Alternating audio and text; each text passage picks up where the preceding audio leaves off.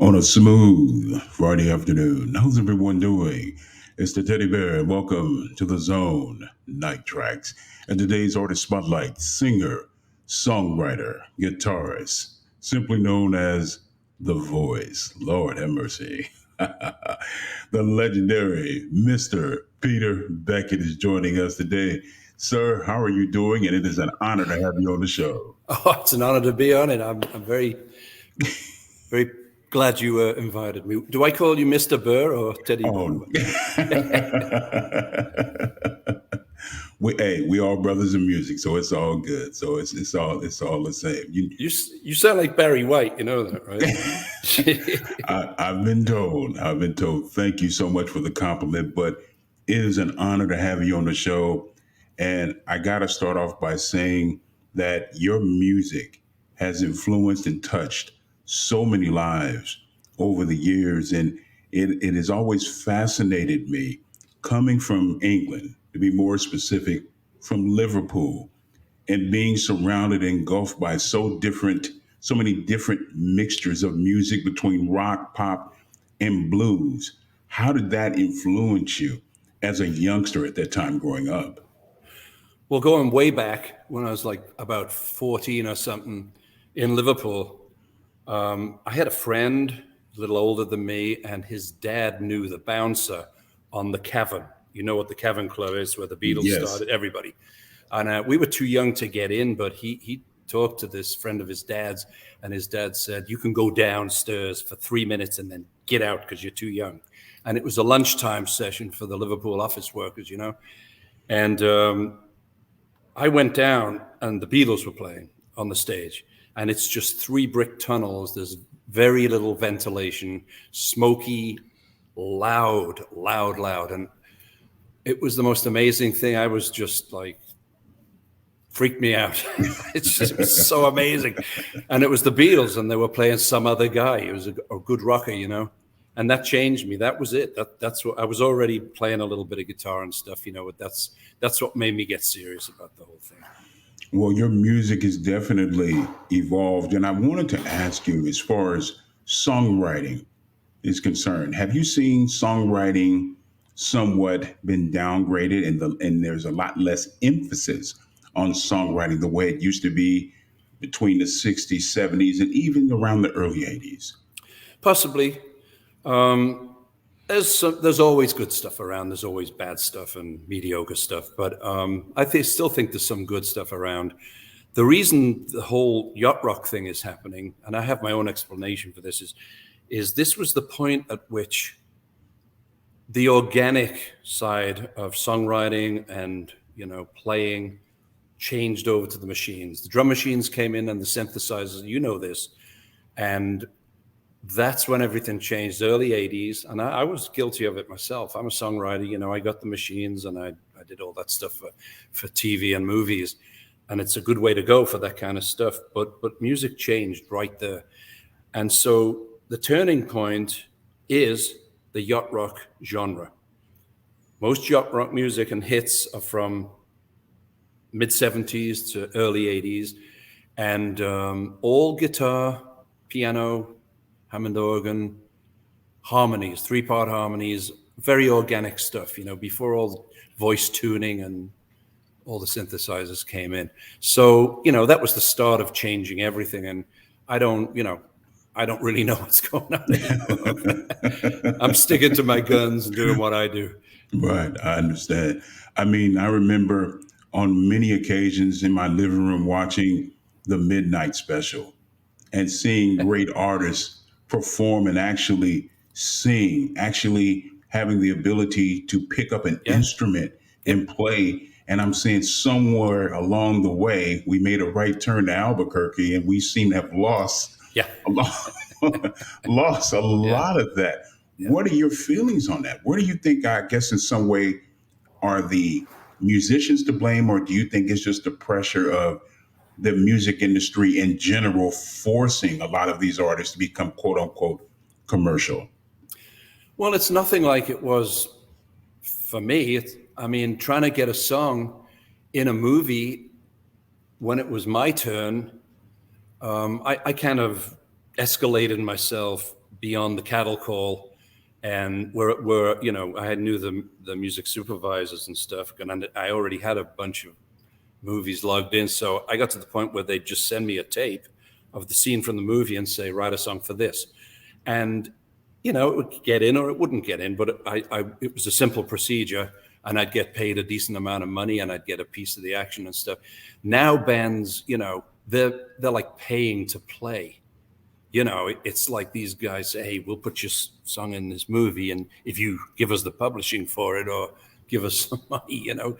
So I don't really, like I said, I don't really understand the music business today. It's a little strange. Well, that's being kind Yeah. when you say that. I mean, during that time, I think a lot of artists were just happy to have the ability to play live, Yeah. being discovered. It was just a thrill of that camaraderie. And I wanted to ask you, and it's always kind of boggled my mind. How is it that you can start off as a group, as a collective entity, an energy, all for one, one for all? Then all of a sudden you have egos that become involved. And then all of a sudden, Oh, yeah. and all of a sudden they say, wait a minute, mate, we were together.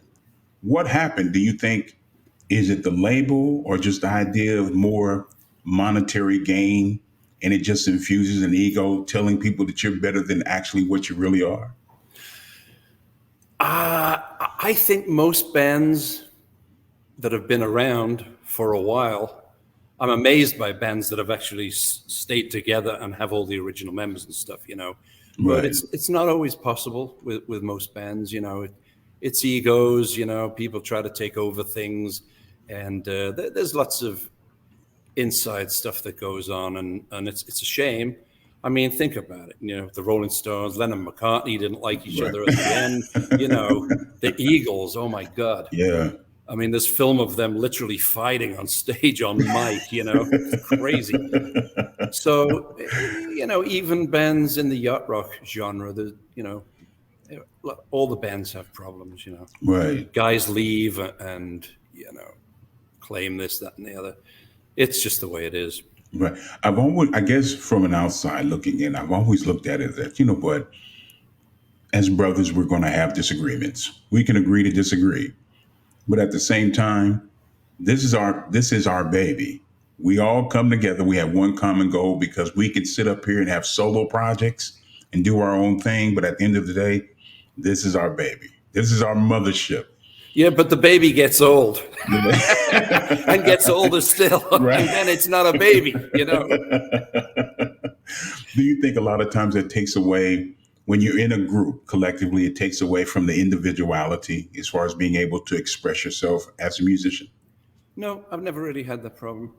I was the lead singer in Player, and it was basically, in the end, all my music. It wasn't in the beginning. It was me and JC Crowley. But he left and others left, and I continued making albums with my music, you know. So that's what I do. I was in Little River Band for 8 years, and I was standing in the back, you know, playing their songs. But the one thing that was good about it, they'd bring me down to the front every concert, and I'd sing Baby Come Back, and it would, you know, place would go crazy. So I've always had my shot, you know, my shot to get out there. So, you know.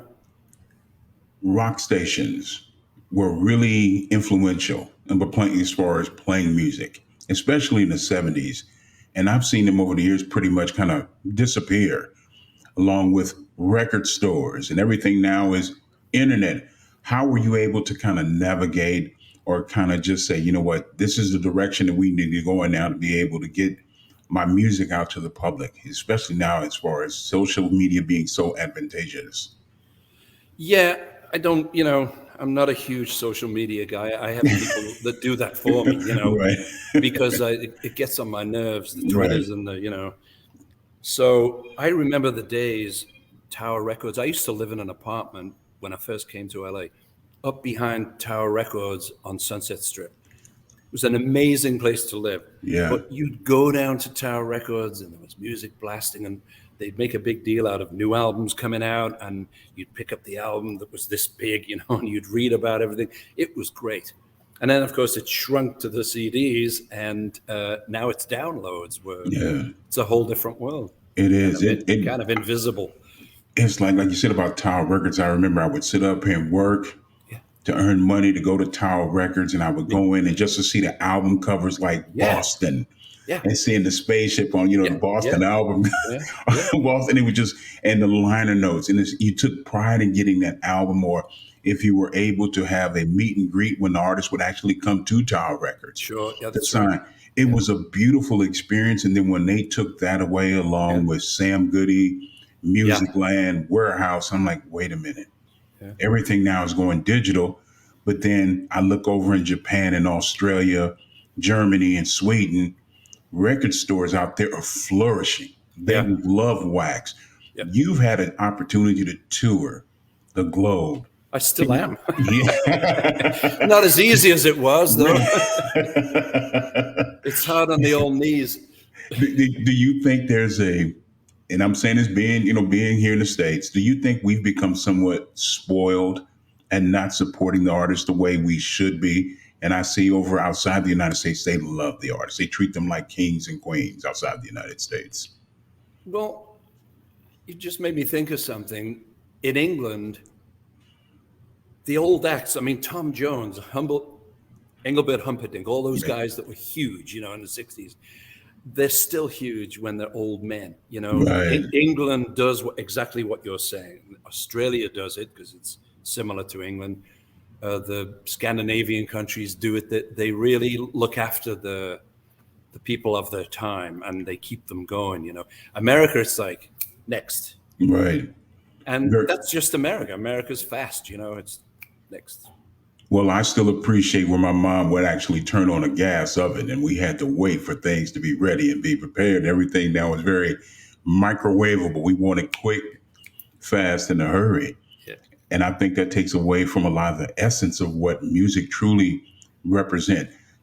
How do you see yourself right now as an artist? If you could go back comparing yourself, Peter Beckett today to Peter Beckett 20 years ago, how do you see your range as far as being a songwriter has evolved? Well, I'm a lot more wrinkled. And my joints are not as good. But I can still get out there and sing and play. I'm still doing it. I've got a bunch of gigs coming up, which we can get to. I'm still doing it. When it really hurts too much or it becomes boring, then I'll put my feet up and go fishing. Even when you're not feeling too hot, what is the adrenaline like? The adrenaline like when you perform live? Well, it's like people say, why are you still doing the gigs? And it's the however long you're on stage is great. Right. The bad part about it is getting on the plane for 5 hours, and layovers, and getting on another plane and then driving. It's that part of it is hard for me right now. But I love going on stage. I've incorporated a little bit of comedy into my act. I tell Irish jokes on because I'm Irish, I'm half Irish, so I actually tell a couple of Irish jokes.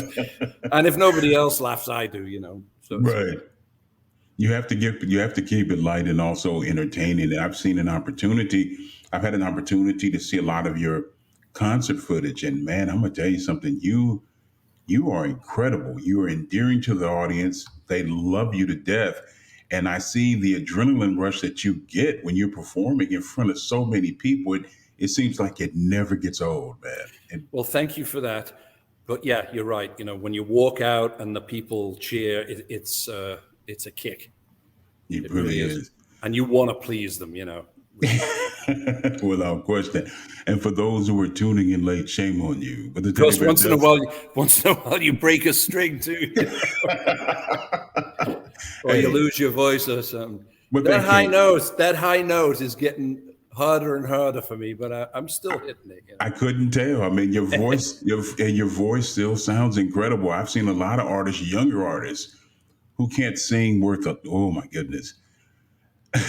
Don't mention any names.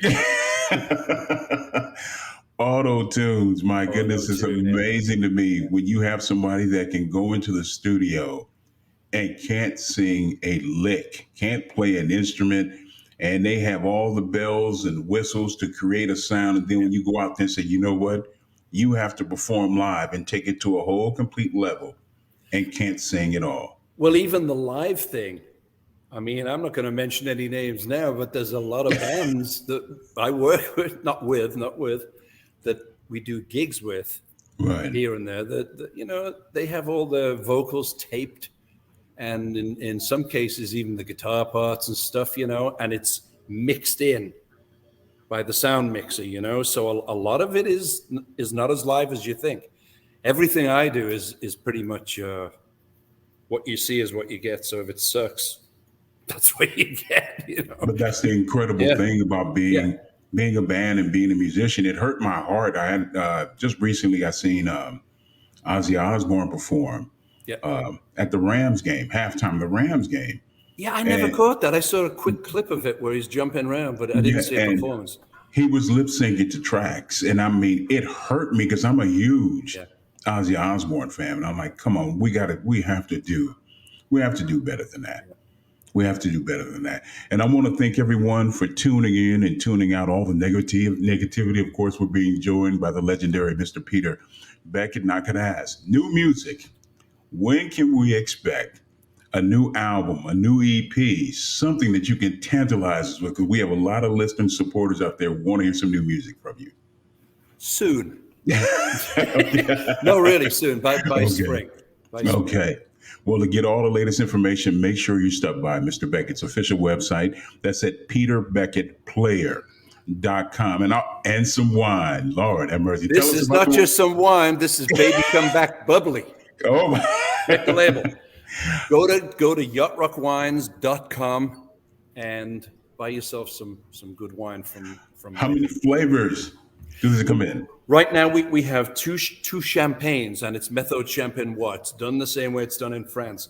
We have a Grenache Rosé, which is beautiful, and we have another Baby Come Back Bubbly, which is a Blanc de Noir, and that's a white, and that's really great too. And we're going to come out with a Cabernet and a Chardonnay soon, but this is running out, this particular one we've got here, the first release, and we won't be doing that anymore. So yachtrockwines.com. Get it while it's going.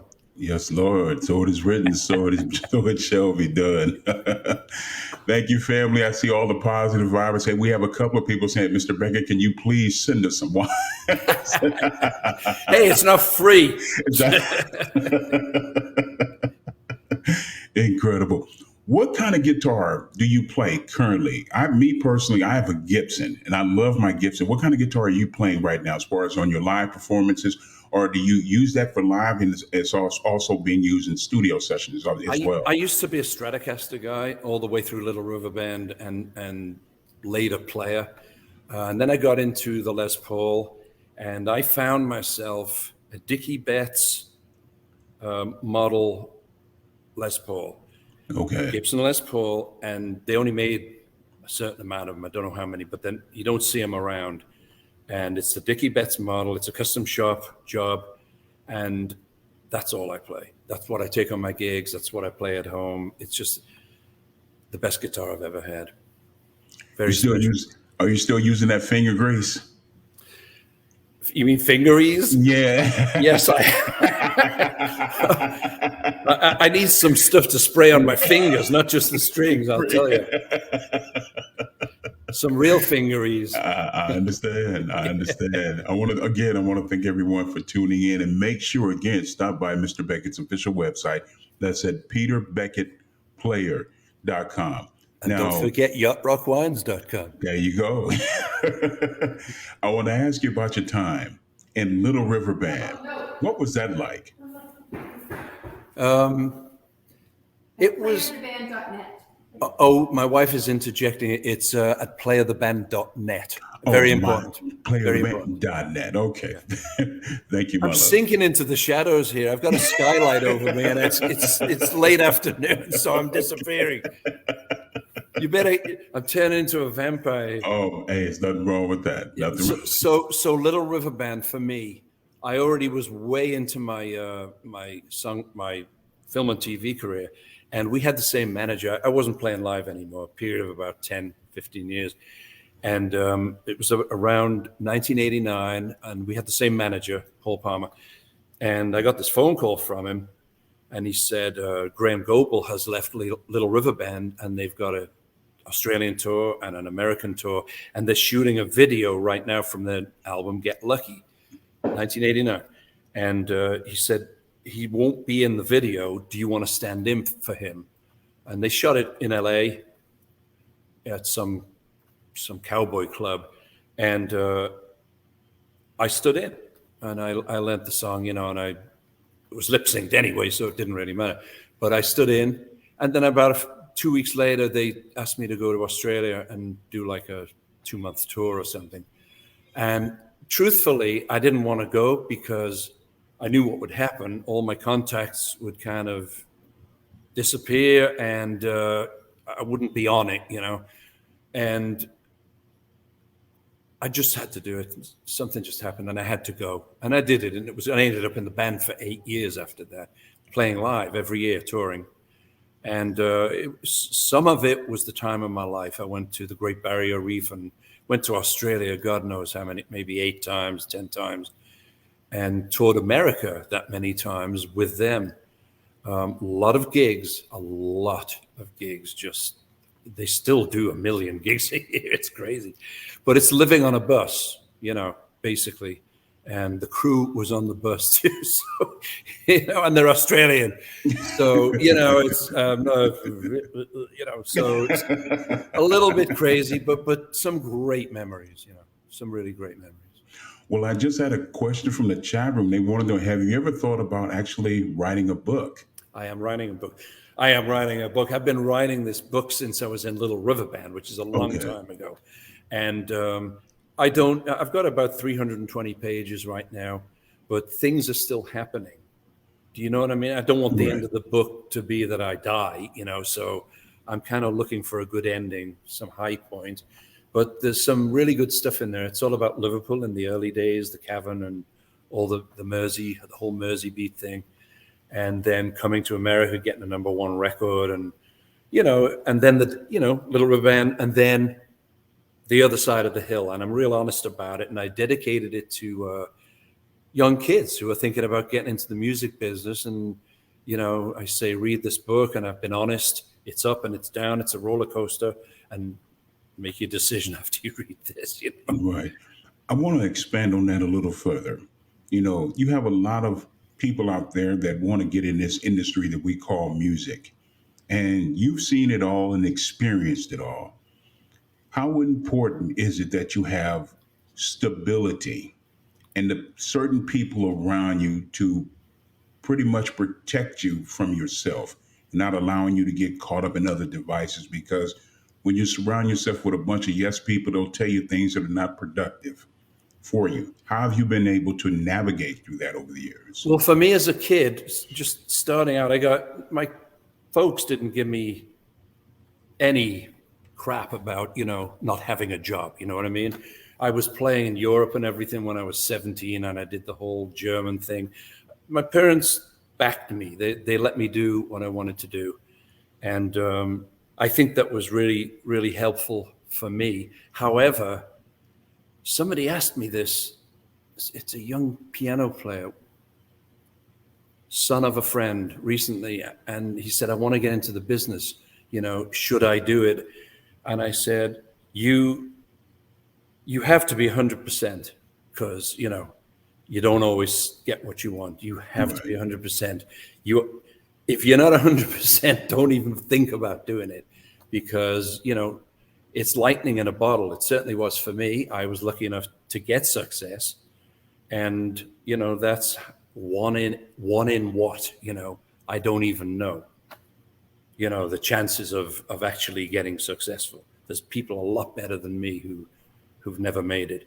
So you gotta be 100% and understand that it's kind of a dichotomy, because you have to be 100%, but you've got to know that you may not make it too. So it's a weird thing, but I've talked about all this in the book, and hopefully I'll have the book finished by spring as well as my CD. It's taken me 20 years so far. Hey, that's not a long time. You have a lot more to go. Yeah, I think so. You have a lot more to go. I looked back over the 70s, and I had the pleasure of conversing with Chuck Negron from Three Dog Night. I watched a little bit of that. Yeah, and some of the things that he went through and experienced, and it's definitely a blessing to have him still here. Yeah. And I look at a lot of great artists in the 70s that we lost to excessive behavior because it's things that they wanted and they couldn't deal with the pressure. How have you been able to deal with the pressure being an artist when you have so many people pulling you in so many different directions, especially when you were on a major record label at the time? Yeah. Well, I've been through that. Actually, the last days of the original Player it was, it was the 70s, and it was just cocaine everywhere and booze. And we were on tour with Clapton, who, and it was everywhere. Dressing room, just before you walked on stage, somebody's holding a spoon up your nose, and it was everywhere. And, I wasn't totally innocent. I partook a little bit, but some people are more susceptible, and some people in Player were more susceptible. And it was the last night of the Kenny Loggins tour, I think. Can't put a year on it, but I don't know, maybe 1980, 1981, I'm not sure. And the band, the original Player band, a couple of people were totally out of control. I got into a fight with somebody, and just for being so out of it, and doing stupid things. And I just went back to my hotel room, and I called the manager, and I said, I'm done. I'm out. And the rest of the band tried to get a record deal without me, and they couldn't. So I gathered what decent members were left, and went on and did several albums more as Player again, And to your point, I'm not as susceptible as a lot of people are. Right. A little bit of this and that in moderation. I'm not like, I am in no way an addict to anything. Right. Is it, like I said, I just seen it, growing up, because we're both 21 and we've been around growing up, and I've seen it firsthand. I'm like, wow, it's incredible as far as what peer pressure can do to you to be quote unquote cool, or to be in part of the in crowd, to do things like that and really destroy yourself. And I consider it a blessing and an honor that you're here. You are still making fantastic music. Your live concerts are on a whole nother level. The listeners, as well as myself, can't wait to get some new music from you. And when it's ready, please send it to us. And also, again, give us the information about the wine again, because we have a lot of listeners who want to definitely purchase some wine. Okay. The only thing I got to say about the wine is yachtrockwines.com. Get it while we've still got some, because it's really, really good. Okay. And I just want to say, got a gig, a bunch of original Yacht Rock artists. We've got a gig on October 15th, Family Arena in St. Charles, Missouri, Orleans, Firefall, John Ford Coley, Walter Egan, and the Babies. Wow. Okay. So that's October 15th. I'm gearing up for that right now. I'm starting. Okay. Okay. Restring my guitars and stuff. There you go. So come on down. We got another gig in California, November the 5th, Rancho Cucamonga, Victoria Gardens. So if you're in California, come on down. You'll have a blast. You heard it here first. Every song's a hit. There you go. Yeah, it is. Every song's a hit. By train, plane, or automobile, even if you have to get on a Campbell, make sure you go see Mr. Peter Beckett live. Lord have mercy. Yes, Lord. Thank you so much for joining us today. It was an honor to have you on the show. This is your home away from home. Whatever you need, please do not hesitate to let me know. Continued success, and I can't wait for that new album to come out, sir. Thank you very much, Mr. Teddy Bear. Hope to see you again. All right. The legendary Mr. Peter Beckett here in the zone of LOTL Radio. I want to thank everyone for tuning in and tuning out all the negativity on this ride Night Tracks. Lord have mercy. Oh, want to let all the fans know we got some more for you. Why don't you join us this coming Sunday, September the 25th, 12 p.m. Central, 1 p.m. Eastern, 10 a.m. Pacific Standard Time, as we welcome the electrifying guitarist, Mr. Eric Gales, will be joining us. But again, family, make sure you stop by Mr. Beckett's official website to get all that pertinent information, upcoming tours, and also be sure to purchase his wine. You know, the teddy bear loves a good glass of wine. Lord have mercy. And as in always, keep it soulful here in the zone of LOTL Radio. Night Tracks. Lord have mercy.